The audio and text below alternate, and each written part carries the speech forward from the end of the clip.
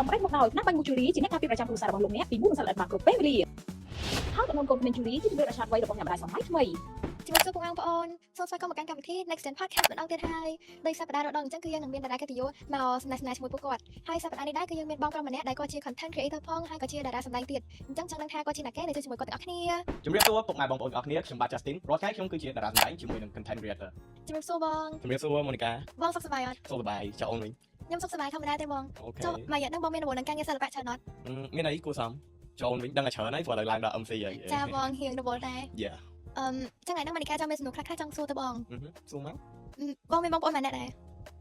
បងមានបងប្អូន3នាក់បងជាកូនទី2ចឹងបង Justin ជាកូនកាត់មែនអត់ Yes កូនកាត់ប៉ាបងគាត់ Switzerland អូវ៉ាវចុះបងចូលសិល្បៈតាំងពីឆ្នាំណាដែរ បើនិយាយពីសិល្បៈវិញបងចូលនៅពេលជំនាន់ COVID ដោយសារតែ COVID គឺ lockdown នៅក្នុងផ្ទះទាំងអស់គ្នាអញ្ចឹងពួកយើងអត់អាចចេញទៅក្រៅឲ្យបានទេពេលដែលនៅផ្ទះទៅអត់សុខអត់ដឹងធ្វើអីក៏ផលិតជាវីដេអូលេងទៅអញ្ចឹងបងផលិតវីដេអូមិនចូលសម្ដែងហ៎ Yeah បងជាអ្នកផលិតវីដេអូ content creator ហើយបានបន្ទាប់មកបានគេហៅគេឃើញតាម social media ទៅបានគេហៅយើងទៅថតអីផ្សេងៗទៅ ចឹងបងចាំមកថាវីដេអូដែលបងផលិតមុនគេដែល viral វីដេអូហ្នឹងនិយាយពីអីដែរបង វីដេអូទី1ដែលខ្ញុំផុសទៅ viral ដែលមាន view ដូចជាបើតាមខ្ញុំចាំបើជាមិន 1M ក៏ 2M ដែរហ្នឹងគឺជាវីដេអូលេងបោកពីច្រើនគេស្គាល់ខ្ញុំដំបូងគឺលេងបោកបោះ ចូលពេលបងផលិតមាតិកាដំបូងហ្នឹងគឺបងផលិតម្នាក់ឯងឬក៏មានជាក្រុម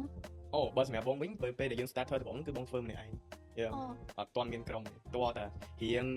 បានថា2ឆ្នាំបានបងចាប់ផ្ដើមស្គាល់ក្រុមហ៊ុនមួយឈ្មោះ Ucom Media ដែលមានវ៉ាន់ឌីមានបងស៊ីនៀងមានបងសម្បត្តិនៅក្នុងក្រុមហ៊ុនហ្នឹងទៅបានយើងទៅថតទៅបន្ទាប់មកទៀតយើងធ្វើការមួយគ្នាតទៀតចាចុះសម្រាប់បងផ្ទាល់បងគិតថាធ្វើមាតិកាម្នាក់ឯងស្រួលជាងឬក៏ធ្វើជាក្រុមស្រួលជាង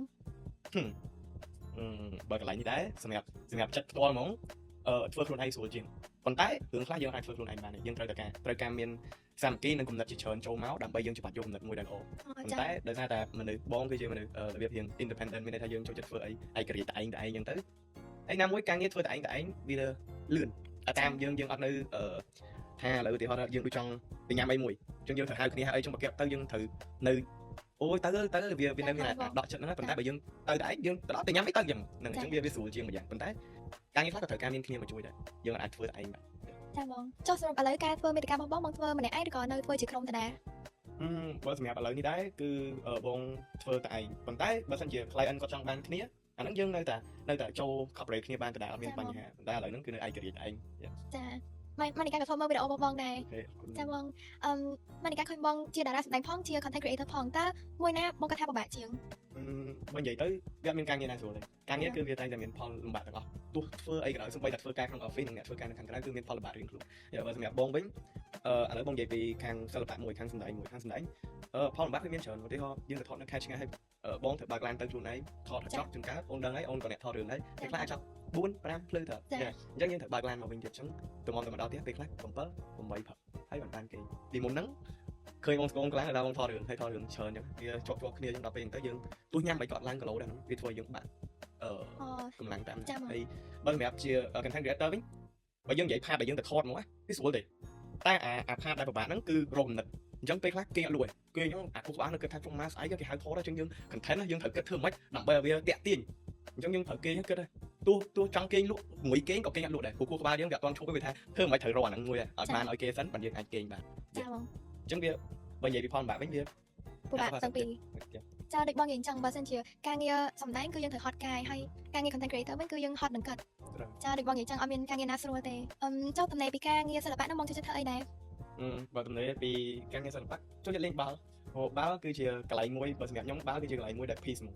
មានន័យថាទោះខ្ញុំ stress ពេលដែលខ្ញុំ stress ការងារពេលដែលខ្ញុំពិបាកចិត្តអញ្ចឹងខ្ញុំយកអាបាល់ហ្នឹងមកធ្វើជាកន្លែងមួយដែលវាសន្តិភាពវាអត់មានអាការគិតថាអូយបាក់ចិត្ត stress ពេលទៅដល់ជន់តារាងទៅវាបំភ្លេចអា stress អីហ្នឹងអស់លេងហ្នឹងចាបងចុះសប្តាហ៍ហ្នឹងបងនៅរៀនអីទៀតអត់ឬក៏បងបញ្ចប់ការសិក្សាហើយសប្តាហ៍ហ្នឹងដែរបងជានិស្សិតឆ្នាំទី4ប៉ុន្តែបងជួឈ្មោះសិនអត់ទាន់បានទៅរៀនផ្នែករដ្ឋបាលសាធារណៈអូល្អតាបងចាចុះក្រៅពីការងារសិល្បៈហ្នឹងបងមានការងារអីផ្សេងអត់បើពីការងារសិល្បៈហ្នឹងលេងបាល់បានលុយមានន័យថាគេទិញយើងចាបងអូខេឥឡូវម៉ានីកាឧបមាថាអញ្ចឹងបើសិនជាបងឥឡូវហ្នឹងមិនមែនជា content creator ហើយក៏មិនមែនជាតារាសម្ដែងដែរតើថ្មហ្នឹងបងគិតថាបងធ្វើអីបើថ្ងៃហ្នឹងខ្ញុំអត់បានចូលវិស័យសិល្បៈហ្នឹងជា content creator ទេខ្ញុំប្រហែលជានៅតែបន្តអាជីពជាមួយជាតិបាល់បោះហើយឥឡូវហ្នឹងប្រហែលជាអាចនៅចិនទៅហាត់នៅចិនអូល្អតាបងដោយសារតែពេលដែលគេទៅហាត់នៅចិនហ្នឹងខ្ញុំឈប់ខ្ញុំរៀនលេង ពេលដែលដោយសារតែពេលដែលលេងហ្នឹងគឺក្រុមរបស់ជំនួយជាតិខ្មែរយើងហ្នឹងគាត់ត្រូវថា agent ហើយបងក៏មានកាតព្វកិច្ចទី1ត្រូវរៀនសកលហើយមួយទៀតត្រូវធ្វើជាតារាសម្ដែងហ្នឹងតារាសម្ដែងជាមួយនឹង content creator ហ្នឹងដែរដោយសារតែពេលហ្នឹងគឺរកបានអញ្ចឹងយើងអាចទៅនោះបានទេព្រោះប្រាក់ខែនោះវាតិច ថាហើយបង អញ្ចឹងយើងក៏នៅបន្តនេះទៀតតែនៅតែលេងធម្មតាដល់ឥឡូវក៏នៅតែលេងដែរប៉ុន្តែបើថាឲ្យវឹកហាត់រាល់ថ្ងៃដូចមុនអត់មានពេលទេ ចាបងអរគុណបងសម្រាប់ការចែករំលែកសម្រាប់សំណួរបន្ទាប់តើបងធ្លាប់ទទួលការបំផាក់ទឹកចិត្តពីអ្នកណាម្នាក់អត់មិនថាក្នុងវិស័យសិល្បៈនិងជីវិតពិត បើសម្រាប់ការបាក់ទឹកចិត្តនេះវាតែងតែមានទេព្រោះយើងជាអ្នកបំផាជនជួនកាលយើងអាចបានធ្វើឲ្យក៏ដោយក៏តែងតែមានអ្នក comment អីដែរប៉ុន្តែ rule របស់ខ្ញុំមួយខ្ញុំមិនអាចទៅតបតទេទោះពួកគាត់ comment មិនតែគាត់ចឹងទៅបន្ទាប់មកទៀតមាន fan របស់ខ្ញុំហ្នឹងគាត់ចូលទៅ comment ថាឲ្យវិញខ្ញុំមិនដែរទៅ reply ជំនួសទេព្រោះខ្ញុំកោគឺថាឲ្យម្នាក់ហ្នឹងឡើងដល់ថ្នាក់គាត់លុប comment អីក៏មានដែរពេលខ្លះយើងអ្នកធ្វើមេត្តាម្នាក់យើងតែងតែដឹងយើងអាចទៅធ្វើប៉ះពាល់សង្គមឬក៏ប៉ះពាល់ណាគេម្នាក់បានយើងត្រូវគិតដែរមុននឹងធ្វើមិនចេះតែធ្វើអូឲ្យតែដឹងតែចង់បាន like ចង់បាន view ទោះប៉ះពាល់ណាទោះប៉ះពាល់កិត្តិយសគេឬក៏មិនក៏ដោយយកខ្វល់ទេត្រូវតែបានឲ្យតែបាន view ចឹងយើងយកគេម្នាក់ហ្នឹងវាជារឿងមួយដែលខុសខ្លាំងមែនទែន តែហើយបង អាហ្នឹងយើងអាចហៅវាសរុបថាជា negative content អូខេហើយបើសម្រាប់គ្រួសារវិញដំបូងក៏គាត់មិនសូវ support យើងដែរគាត់ថាអូមិនបានទៅថតរបៀបថាយើងធ្វើ apply ធ្វើអីចឹងគាត់ថាមិនបានទៅថតឡប់ចឹងគាត់អត់ support ទេប៉ុន្តែពេលដែលយើងធ្វើឲ្យគាត់ឃើញផ្លែផ្កាទៅគាត់លេងហ៊ាននិយាយអីមានន័យថាគាត់តែងតែជំរុញវិញខ្ញុំឧទាហរណ៍ពេលដែលខ្ញុំលេងបាល់ខ្ញុំ start លេងដំបូងអ្នកផ្ទះគឺដែរ support ទេគឺគាត់ឲ្យលេងទេពេលដែលលេងទៅដល់ផ្ទះវិញគាត់ថាឲ្យរាល់ថ្ងៃថាមិនទៅលេងអីចឹងបាក់ដៃបាក់ជើងអីចឹងអត់ប៉ុន្តែពេលដែលយើងបានប្រាក់ខែគឺគាត់រុញយើងថែមវិញអញ្ចឹងធ្វើឲ្យមួយបើគាត់ថាខ្លួនឯងច្បាស់ថាស្រឡាញ់ឬក៏គាត់ថាខ្លួនឯងធ្វើវាបានថងធ្វើអស់លទ្ធភាពចង់ក្រោយគាត់នឹងឃើញអញ្ចឹងគាត់អ្នកផ្ទះយើងគាត់អត់និយាយទៀតគាត់មានថាអ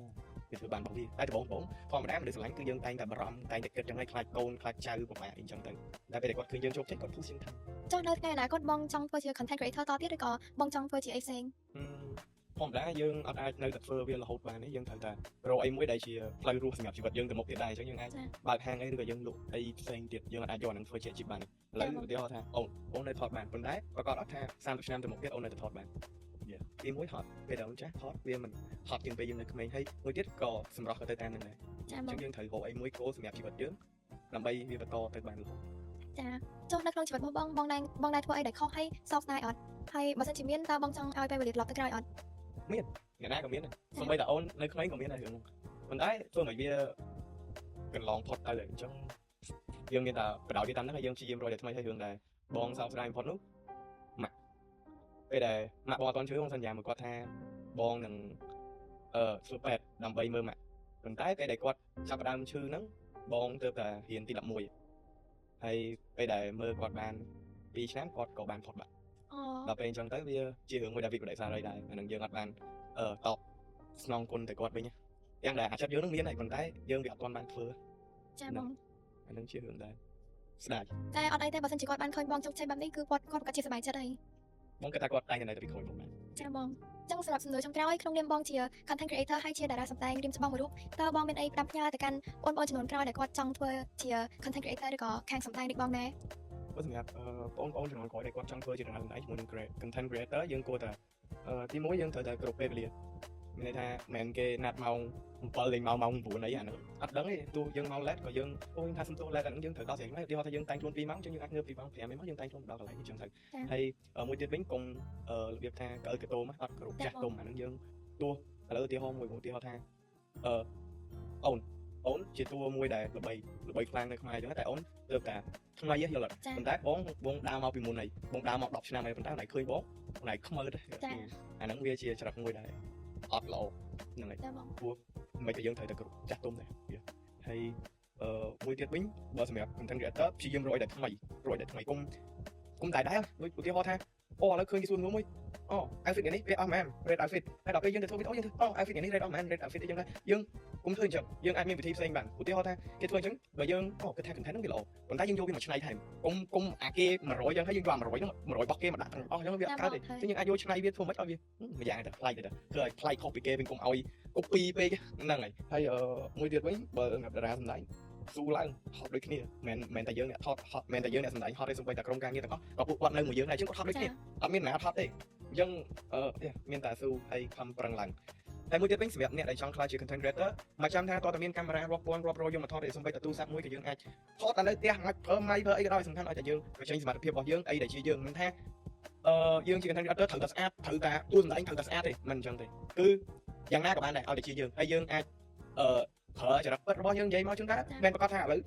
មានម្នាក់គាត់ចរិតនិយាយរបៀបកបត់អាហ្នឹងបងគេហៅប៉ុន្តែមានអ្នកចូលចិត្តអាហ្នឹងវាជារឿងមួយដែលគេហៅថា unique របស់យើងម្នាក់ម្នាក់គឺមានរៀងខ្លួនអ្នកខ្លះចូលចិត្តអ្នកខ្លះនិយាយលេងអញ្ចឹងទៅក៏មិនប្រាប់ថា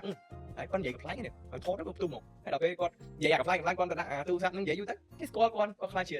មនុស្សមហាយន្តមួយដែរអញ្ចឹងទៅអញ្ចឹងខ្ញុំលើកទឹកចិត្តឲ្យអ្នកទាំងអស់គ្នាថាមកចាំតើតាមានកាមេរ៉ាថ្លៃតើតាមានក្រុមការងារតើតាមានគ្នាបើយើងអត់ចាប់ផ្ដើមពីយើងខ្លួនឯងទេអត់មានអ្នកណាមកជួយយើងទេអញ្ចឹងរឿងអីក៏ដោយគឺផ្ដើមមកពី0អត់មានអាចចាប់មក50ឬក៏100ហ្មងឯងការងារអីក៏ដោយធ្វើអីមួយក៏ដោយ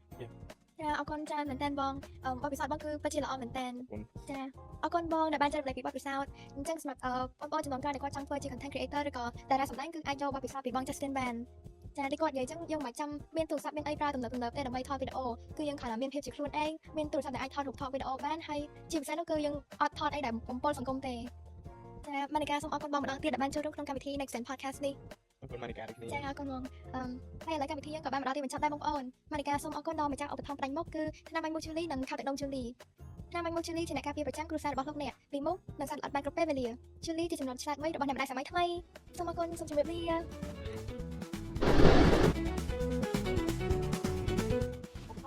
ថ្នាំបាញ់មូជូលីជាអ្នកការពារប្រចាំគ្រួសាររបស់លោកអ្នកពីមូសនិងសត្វល្អិតបានគ្រប់ពេលវេលាហើយទំនងកូនក្មេងជូលីជាជំរឿនដ៏ឆ្លាតវៃរបស់អ្នកម្ដាយសម័យថ្មី